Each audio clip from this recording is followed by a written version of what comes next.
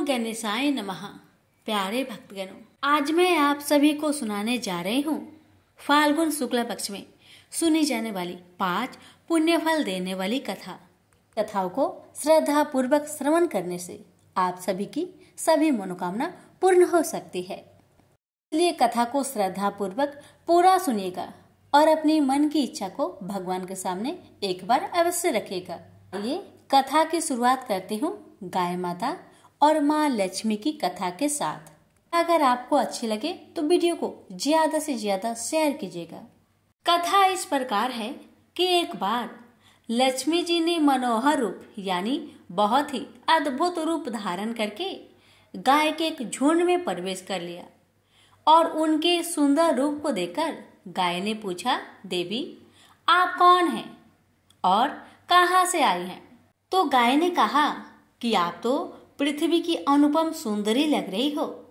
तब गायों ने एकदम से कहा कि सच बताओ, आखिर तुम कौन हो और तुम्हें कहाँ जाना है? तब लक्ष्मी जी ने विनम्रता से गाय से कहा कि तुम्हारा कल्याण हो। असल में मैं इस जगत में अर्थात संसार में लक्ष्मी के नाम से प्रसिद्ध हूँ और सारा जगत मेरी कामना करता है, मुझे ही पाना चाहता है। मैंने दैत्यों को छोड़ दिया था और इसलिए वे सदा के लिए नष्ट हो गए। इतना ही नहीं, मेरे आश्रय में रहने के कारण इंद्र, सूर्य, चंद्रमा, विष्णु, वरुण तथा अग्नि आदि सभी देवता सदा के लिए आनंद भोग रहे हैं। इसके बाद माँ लक्ष्मी ने कहा कि जिनके शरीर में मैं प्रवेश करती हूँ वे सदैव नष्ट हो जाते हैं और अब मैं तुम्हारे शरीर में निवास करना चाहती हूँ। देवी लक्ष्मी की इन बातों को सुनने के बाद गायों ने कहा, तुम बड़ी चंचल हो, इसलिए कभी कहीं नहीं ठहरती। इसके अलावा तुम्हारा बहुतों के साथ भी एक ऐसा ही संबंध है, इसलिए हमें तुम्हारी इच्छा नहीं है। तुम्हारा जहाँ भी इच्छा हो तुम चली जाओ। तुमने हमसे बात की, इतने में ही हम अपने आप को तुम्हारा कृतार्थ यानी तुम्हारी आभारी मानते हैं। गायों की ऐसा कहने पर लक्ष्मी ने कहा कि ये तुम क्या कह रहे हो? मैं दुर्लभ और सती हूँ, अर्थात मुझे पाना आसान नहीं, पर फिर भी तुम मुझे स्वीकार नहीं कर रही। आखिर इसका क्या कारण है? यहाँ तक कि देवता, दानव, मनुष्य आदि सब कठोर तपस्या करके मेरी सेवा और सौभाग्य प्राप्त करते हैं, अतः तुम भी मुझे स्वीकार करो। वैसे भी इस संसार में ऐसा कोई नहीं जो मेरा अपमान करता हो। ये सब सुनकर गायों ने कहा कि हम तुम्हारा अपमान या अनादर नहीं कर रहे, केवल तुम्हारा त्याग कर रहे हैं, और वह भी सिर्फ इसलिए क्योंकि तुम्हारा मन बहुत चंचल है। तुम कहीं भी जमकर नहीं रहती, अर्थात एक स्थान पर नहीं रुकती, इसलिए अब बातचीत करने से कोई लाभ नहीं। तो तुम जहाँ जाना चाहती हो सो जा सकती हो। इस तरह से गायों ने माँ लक्ष्मी का त्याग कर दिया, क्योंकि गायों को मालूम था कि लक्ष्मी कभी किसी एक के पास नहीं रहती, बल्कि पूरे संसार में घूमती है।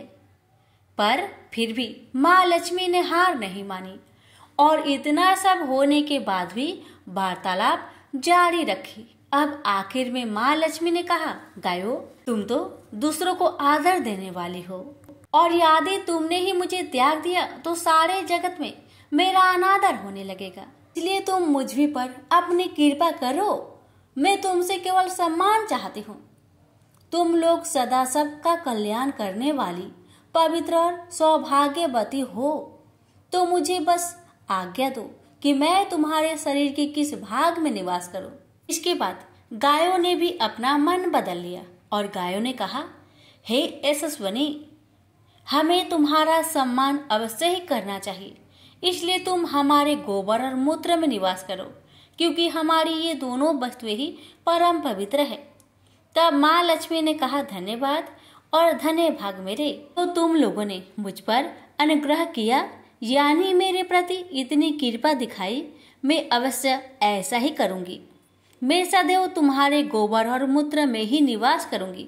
सुखदायिनी गायों अर्थात सुख देने वाली गायों, तुमने मेरा मान रख लिया, अतः तुम्हारा भी कल्याण हो। बस यही वजह है कि गाय की इन दो वस्तुओं को लक्ष्मी का ही रूप समझा जाता है। प्रेम से बोलिए लक्ष्मी मैया की जय, गाय माता की जय। ब्रह्मा जी के मानस पुत्र धर्म का विवाह दक्ष की कन्या मूर्ति से हुआ था। इन्हीं मूर्ति की कोख से नर और नारायण का जन्म हुआ। बड़े होने पर नर और नारायण बद्रिका आश्रम चले गए और ईश्वर की कठिन तपस्या करने लगे। उनकी कठिन तपस्या से इंद्र घबरा गए।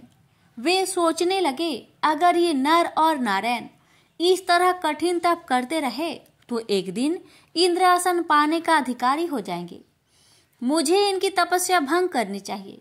यह सोचकर इंद्र ने कामदेव को आदेश दिया, कामदेव तुम अप्सराओं को लेकर बद्रिका आश्रम जाकर नर नारायण की तपस्या भंग कर दो।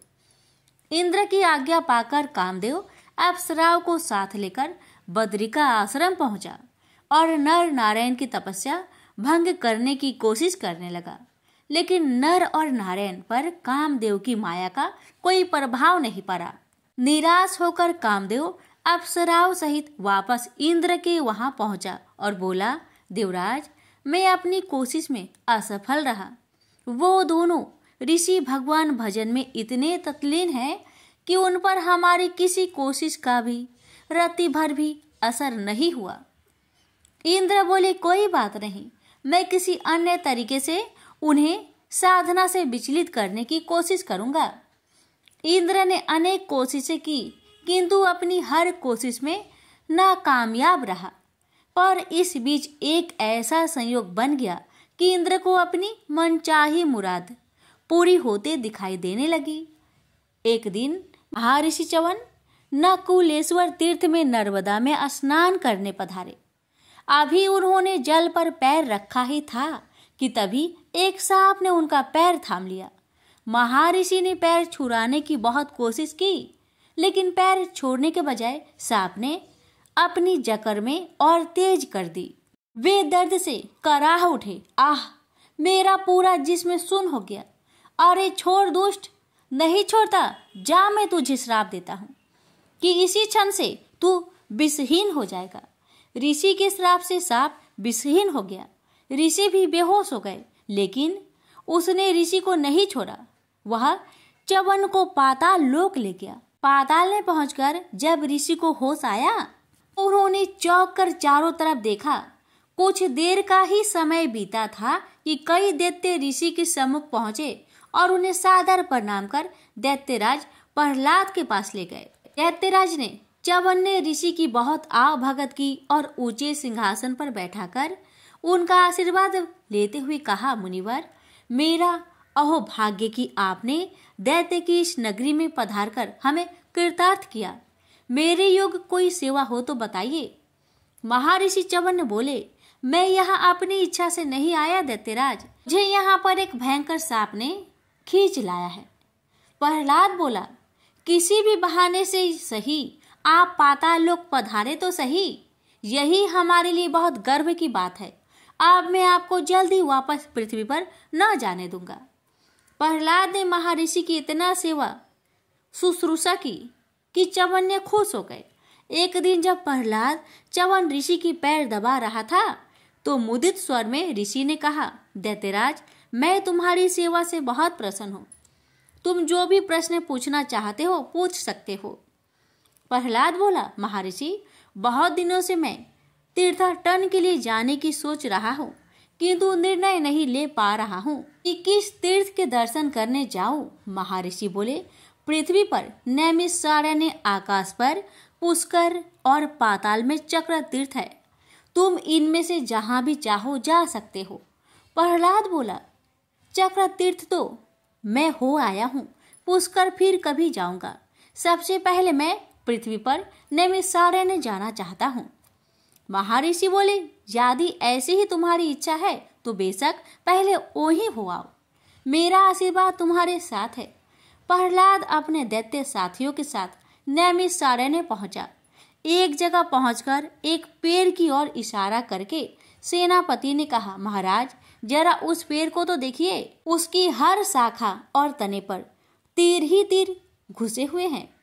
पेड़ के पास पहुंचकर प्रहलाद ने कहा, किसी पक्के धनुषधारी ने इस पर अभ्यास किया लगता है। हर तीर के नीचे एक बिंधा हुआ नाग। यह तो सरासर हमारी बेइज्जती है। नाग हमारे मित्र है, इसलिए जिसने भी इस नागों को इतनी बेदर्दी से मारा है वह हमारा दुश्मन है। तभी पेड़ की झुरमुट से उन्हें 2 तपस्वी निकलते दिखाई दिए, जिनके कंधों पर धनुष बाण थे और जिन्होंने गले में सूत की मालाएं पहनी हुई थी। उनके पास जाकर प्रहलाद ने पूछा, तुम दोनों कौन हैं और इस घनघोर जंगल में क्या कर रहे हो? उन व्यक्तियों ने उत्तर दिया, मैं नर हूँ और ये नारायण हैं। हम इस जंगल में तपस्या करते हैं और शस्त्र अभ्यास भी। प्रहलाद बोला, उस पेड़ पर जो बाने से बिधे हुए नाग है, क्या उन पर भी तुम दोनों ने ही अभ्यास किया है? नारायण बोले, हाँ, परंतु तुम कौन हो और यह प्रश्न किस लिए कर रहे हो? प्रहलाद ने उत्तर दिया, मैं दैत्यराज प्रहलाद हूँ। नागों की हत्या करके तुम दोनों में बड़ा ही अपराध किया है। तुम दोनों को इसका दंड भुगतना पड़ेगा। प्रहलाद की बात सुनकर दोनों तपस्वियों के चेहरे तन गए। वे बोले, कौन देगा हमें दंड? हमें दंड देने वाला भी विश्व में पैदा नहीं हुआ है। अपना रास्ता नापो दैत्याधापति। नर नारायण की बातें सुनकर दैत्यराज प्रहलाद गुस्से से बोला, तुम दोनों तपस्वियों की इतनी मजाल कि दैत्यराज के सम्मान को ठेस पहुंचाओ। ठहरो, मैं तुम्हें अभी दंड देता हूँ।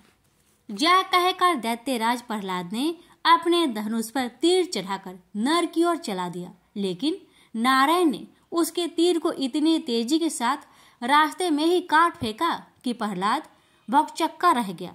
फिर तो दैत्यराज प्रहलाद और नर नारायण के बीच घनघोर युद्ध छिड़ गया। दैत्य सेनापति के संकेत पर एक बड़ी सेना ने नर नारायण को चारों ओर से घेर लिया। नर नारायण अपने तीरों से दैत्यों पर इतनी विकट बाण वर्षा की, दैत्य घबरा गए। दोनों ओर से अग्नि बाण छूटने लगे, पहाड़ टूट टूट कर गिरने लगे, नदियों का जल उछलने लगा, धरती रह रहकर कांप उठी। तभी नर नारायण का एक बाण प्रहलाद को जा लगा और प्रहलाद संज्ञा शून्य हो गया। सेनापति उसे उठाकर युद्ध भूमि से बाहर ले गया और नर नारायण भी अपनी दिनचर्या में लग गए।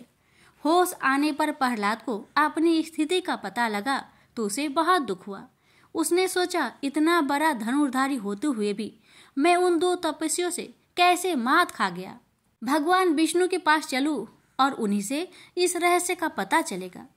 यह सोचकर प्रहलाद भगवान विष्णु के पास पहुंचा और बोला, देव, आपका परम भक्त और अस्त्र शस्त्र चालन में प्रवीण होते हुए भी उन 2 तपस्वियों ने मुझे कैसे हरा दिया? मैं इस रहस्य को जानना चाहता हूँ। विष्णु बोले, प्रहलाद, तुम तो सिर्फ मेरे भक्त ही हो, किंतु वे दोनों तो मेरे ही स्वरूप है। फिर तुम उन दोनों से कैसे जीत सकते थे? प्रहलाद ने विनय पूर्वक कहा, मुझे क्षमा कर दे प्रभु, मुझे इस बात का पता नहीं था कि वे दोनों आप ही के स्वरूप है। परंतु देव, मैंने युद्ध में उन्हें पराजित करने की प्रतिज्ञा की हुई है। अब उस प्रतिज्ञा का क्या होगा? विष्णु बोले, तुम उन्हें एक दूसरे ढंग से भी पराजित कर सकते हो प्रहलाद। वह कैसे देव? प्रहलाद ने प्रश्न किया। विष्णु बोले, उनकी पूजा आराधना करके उन्हें प्रसन्न करो। अगर वे प्रसन्न हो गए तो समझ लो तुम्हारी विजय हो गई। भगवान विष्णु की बात सुनकर प्रहलाद पुनः नैमिषारण्य में पहुंचा और पूरी भक्ति भाव से नर नारायण की आराधना करने लगा। उसकी कठिन साधना से प्रसन्न होकर नर नारायण ने उसे दर्शन दिए। फिर बोले, हम तुम्हारी आराधना से प्रसन्न हुए दैत्यराज, लेकिन तुमने तो हमें पराजित करने की प्रतिज्ञा की थी। अब हमारी आराधना किस लिए कर रहे हो? प्रहलाद बोला, पहले मुझे आपके वास्तविक स्वरूप का पता नहीं था देव, लेकिन जब भगवान विष्णु ने मुझे बताया कि आप दोनों उन्हीं के प्रति स्वरूप है तो मेरी आंखें खुल गई। मुझे क्षमा कर दीजिए। नर नारायण बोले, हमने तुम्हें क्षमा कर दिया और अब पराजित पुरुष के रूप में हम तुम्हें आशीर्वाद देते हैं कि तुम अक्षय, अविनाशी और अजर अमर रहोगे। इस पृथ्वी पर जब तक एक भी विष्णु भक्त मौजूद रहेगा, उसके भक्त के रूप में तुम्हें हमेशा याद करता रहेगा। प्रहलाद को आशीर्वाद देकर नर नारायण अदृश्य हो गए और प्रहलाद वापस पाताल पहुंचा और दूसरे दिन हिरण्याक्ष के पुत्र अंधक को दैत्य का राजपाट सौंपकर वन गमन कर गया। अपना शेष जीवन अपने हरि भजन में व्यतीत किया और हरि कृपा से अंत में बैकुंठ धाम को गया। नर नारायण की वास्तविक स्वरूप का ज्ञान होते ही इंद्र को अपनी भूल का आभास हो गया और उन्होंने फिर नर नारायण की तपस्या में कोई विघ्न डालने की कुचेष्टा नहीं की। प्रेम से बोलिए विष्णु भगवान की जय। एक बार भगवान श्री कृष्ण और अर्जुन कहीं घूम रहे थे। उस समय अर्जुन की नजर एक भिखारी पर पड़ी। वह एक ब्राह्मण था। अर्जुन ने उससे कहा, आप ब्राह्मण होकर भीख मांग रहे हैं, ये देखकर मुझे दुख हो रहा है। आपकी स्थिति जैसी भी है, मैं आपको धन दे रहा हूँ, ये आपके काम आएंगे। इसके बाद अर्जुन ने श्री कृष्ण से कहा, मुझे अच्छा लगता है जब मैं दूसरों की मदद करता हूँ। ये सुनकर भगवान श्री कृष्ण के चेहरे पर मुस्कान आ गई। अर्जुन जानते थे कि जब जब श्री कृष्ण के चेहरे पर मुस्कान आती है तो कुछ न कुछ रहस्य जरूर होता है। अर्जुन से धन लेकर वह ब्राह्मण अपने घर जा रहा था। तभी रास्ते में एक लुटेरे ने उसे लूट लिया। अगले दिन फिर अर्जुन को वही ब्राह्मण भीख मांगते हुए दिखाई दिया।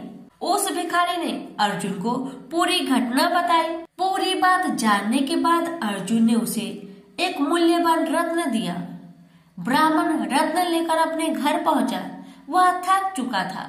उसने रत्न को एक घड़े में रख दिया और सो गया।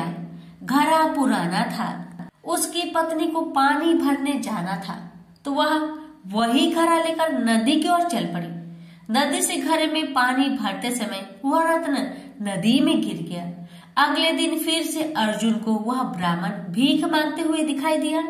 अर्जुन ने उससे पूछा, अब आप भीख क्यों मांग रहे हैं? ब्राह्मण ने रत्न वाली पूरी बात श्री कृष्ण और अर्जुन को बता दिया। श्री कृष्ण ने अर्जुन से कहा, आज तुम रहने दो, इसे मैं कुछ दे देता हूँ। ऐसा कहकर भगवान श्री कृष्ण ने उस ब्राह्मण को 2 गिन्नियां दे दी। इतनी कम राशि लेकर अर्जुन और वह ब्राह्मण हैरान थे। ब्राह्मण मन में सोचने लगा, ये तो साक्षात श्री कृष्ण भगवान है, फिर भी इन्होंने मुझे इतना कम राशि दिया है। ये सोचकर ब्राह्मण ने श्री कृष्ण भगवान के सम्मान में वह ब्राह्मण 2 गिन्नियां लेकर आगे को चल दिया। रास्ते में ब्राह्मण ने देखा कि एक मछुआरा एक मछली को लेकर जा रहा था। ब्राह्मण ने सोचा कि इस तरह तो ये मछली मर जाएगी। उसने मछुआरे को 2 गिन्नियां दी और उसे मछली अपने कमंडल में ले लिया। ब्राह्मण जैसे ही मछली को देखा तो उसने अपने मुख खोल दिया। मछली के मुख में वही मूल्यवान रत्न था। रत्न देखकर ब्राह्मण जोर से चिल्लाने लगा कि मिल गया, मिल गया। उसी समय संयोग से ही वह लुटेरा वहां से गुजर रहा था जिसने ब्राह्मण को लूटा था। उसने ब्राह्मण का शोर सुना, मिल गया, मिल गया। शोर मचाते हुए सुन लुटेरे ने सोचा कि इसने मुझे देख ही लिया है तो तुरंत ब्राह्मण के पास पहुंचा और माफी मांगते हुए उसका धन लौटा दिया। अगले दिन जब ब्राह्मण श्री कृष्ण और अर्जुन से मिला तो उसने पूरी घटना बता दी। अब अर्जुन ने श्री कृष्ण से पूछा, ये क्या घटना घटी है? श्री कृष्ण जी ने कहा, मैंने इसे भले ही बहुत कम राशि दी थी, लेकिन इसने उस राशि का उपयोग मछली की प्राण बचाने में किया था। जब हम अपने धन से दूसरों का भला करते हैं तो वह राशि कहीं न कहीं हमारे लिए किसी न किसी रूप में सुरक्षित हो जाती है। इसलिए हम जितना भी कमाते हैं उसमें से कुछ हिस्सा दूसरों की मदद के लिए जरूर निकालना चाहिए। प्रेम से बोलिए श्री कृष्ण भगवान की जय। धर्मराज युधिष्ठिर बोले, हे जनार्दन, आपने फाल्गुन के कृष्णा पक्ष की विजया एकादशी का सुंदर वर्णन करते हुए सुनाया है। अब आप फाल्गुन माह के शुक्ला पक्ष की एकादशी का क्या नाम है तथा उसकी विधि क्या है, कृपा करके आप मुझे बतलाए। श्री भगवान बोले, हे राजन, फाल्गुन मास के शुक्ला पक्ष की एकादशी का नाम आमल की एकादशी है। इस व्रत के करने से समस्त पाप नष्ट हो जाते हैं तथा इसके प्रभाव से 1000 गौदान का फल प्राप्त होता है।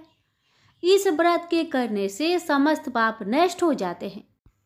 हे राजन, अब मैं आपको महर्षि वशिष्ठ जी द्वारा राजा मानधाता को सुनाई पौराणिक कथा के बारे में बताता हूँ। आप इसे ध्यान पूर्वक सुने। व्रत कथा। राजा मानधाता बोले कि हे वशिष्ठ जी, यदि आप मुझ पर कृपा करें तो किसी ऐसे व्रत की कथा कहिए जिससे मेरा कल्याण हो। महर्षि वशिष्ठ बोले कि हे राजन, सब व्रतों से उत्तम और अंत में मोक्ष देने वाले आमल की एकादशी के व्रत के मैं वर्णन करता हूँ। यह एकादशी फाल्गुन माह के शुक्ल पक्ष में होती है। प्राचीन समय में वैदिक नामक एक नगर था। उस नगर में ब्राह्मण, वैश्य, क्षत्रिय, शूद्र चारों वर्ण के लोग प्रसन्नता पूर्वक रहते थे। नगर में सदैव वेद ध्वनि गूंजा करती थी। उस नगरी में कोई भी पापी, दुराचारी, नास्तिक आदि न था। उस नगर में चित्ररथ नामक चंद्रवंशी राजा राज्य करता था। वह उच्च कोटि का विद्वान तथा धार्मिक प्रवृत्ति का व्यक्ति था। उसके राज्य में कोई भी गरीब नहीं था और ना ही कंजूस। उस राज्य के सभी लोग विष्णु भक्त थे। वहां के छोटे बड़े सभी निवासी प्रत्येक एकादशी का उपवास करते थे। एक बार फाल्गुन माह के शुक्ला पक्ष की आमल की नामक एकादशी आई। उस दिन राजा और प्रत्येक प्रजाजन, वृद्ध से बालक तक ने आनंद पूर्वक उस एकादशी को उपवास किया। राजा अपनी प्रजा के साथ मंदिर में आकर कलश स्थापित करके तथा धूप दीप नैवेद्य पंचरत्न छत्र आदि से धात्री का पूजन करने लगा। वे सब धात्री की इस प्रकार स्तुति करने लगे, हे धात्री, आप ब्रह्म स्वरूपा है। आप ब्रह्मा जी द्वारा उत्पन्न हो और सभी पापों को नष्ट करने वाली हैं। आपको नमस्कार है। आप मेरा अर्घ्य स्वीकार करो। आप श्री रामचंद्र जी के द्वारा सम्मानित है। मैं आपसे प्रार्थना करता हूँ, मेरे सभी पापों का हरण करो। उस मंदिर में रात को सभी ने जागरण किया। रात के समय उस जगह एक बहेली आया। वह महापापी तथा दुराचारी था। अपने कुटुंब का पालन वह जीव हिंसा करके करता था।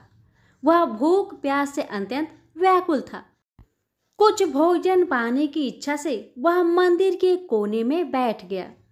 उस जगह बैठकर वह भगवान विष्णु की कथा तथा एकादशी महात्म्य सुनने लगा। इस प्रकार उस बहेलिये ने सारी रात अन्य लोगों के साथ जागरण कर व्यतीत की। प्रातःकाल सभी लोग अपने अपने निवास घर चले गए। इसी प्रकार वह बहेलिया भी अपने घर चला गया और वहां जाकर भोजन किया। कुछ समय बीतने के पश्चात उस बहेलिये की मृत्यु हो गई। उसने जीव हिंसा की थी। इस कारण हालांकि वह घोर नरक का भागी था, परंतु उस दिन आमल की एकादशी का व्रत तथा जागरण के प्रभाव से उसने राजा विदुरथ के यहाँ जन्म लिया। उसका नाम वसुरथ रखा गया। बड़ा होने पर वह चतुरंगिनी सेना सहित तथा धन्य धान्य से युक्त होकर 10 सहस्त्र ग्रामों का संचालन करने लगा। वह तेज में सूर्य के समान, कांति में चंद्रमा के समान, वीरता में भगवान विष्णु के समान तथा क्षमा में पृथ्वी के समान था। वह अत्यंत धार्मिक, सत्यवादी, कर्मवीर और विष्णु भक्त था। वह प्रजा का समान भाव से पालन करता था। दान देना उसका नित्य कर्म था। एक बार राजा वसुरथ शिकार खेलने के लिए गया। देवयोग से वन में वह रास्ता भटक गया और दिशा का ज्ञान न होने के कारण उसी वन में एक वृक्ष के नीचे सो गया। कुछ समय पश्चात पहाड़ी डाकू वहां आए और राजा को अकेले देखकर मारो मारो चिल्लाते हुए राजा वसुरथ की ओर दौड़े। वह डाकू कहने लगे कि इस दुष्ट राजा ने हमारे माता पिता, पुत्र पौत्र आदि समस्त संबंधियों को मारा है तथा देश से निकाल दिया। अब हमें इसे मारकर अपने अपमान का बदला लेना चाहिए। इतना कह वे डाकू राजा को मारने लगे और उस पर अस्त्र शस्त्र का प्रहार करने लगे। उन डाकुओं के अस्त्र शस्त्र राजा के शरीर पर लगते ही नष्ट हो जाते और राजा को पुष्पों के समान प्रतीत होते। कुछ देर बाद प्रभु इच्छा से उन डाकुओं के अस्त्र शस्त्र उन्हीं पर प्रहार करने लगे, जिससे वे सभी मूर्छित हो गए। उसी समय राजा के शरीर से एक दिव्य देवी प्रकट हुई। वह देवी अत्यंत सुंदर थी तथा सुंदर वस्त्रों तथा आभूषणों से अलंकृत थी।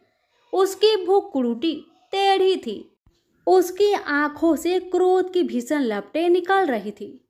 उस समय वह काल के समान प्रतीत हो रही थी। उसने देखते ही देखते उन सभी डाकुओं का समूल नाश कर दिया। नींद से जागने पर राजा ने वहां अनेक डाकुओं को मृत देखा। वह सोचने लगा, किसने इन्हें मारा? इस वन में कौन मेरा हितैषी रहता है? राजा बसूरत ऐसा विचार कर ही रहा था कि तभी आकाशवाणी हुई, हे राजन, इस संसार में भगवान विष्णु के अतिरिक्त तेरी रक्षा कौन कर सकता है? इस आकाशवाणी को सुनकर राजा ने भगवान विष्णु को स्मरण कर उन्हें प्रणाम किया। फिर अपने नगर को वापस आ गया और सुखपूर्वक राज्य करने लगा। महर्षि वशिष्ठ ने कहा, हे राजन, यह सब आमल की एकादशी के व्रत का प्रभाव था। जो मनुष्य एक भी आमल की एकादशी का व्रत करता है वह प्रत्येक कार्य में सफल होता है और अंत में वैकुंठ धाम को पाता है। प्रेम से बोलिए लक्ष्मी नारायण की जय।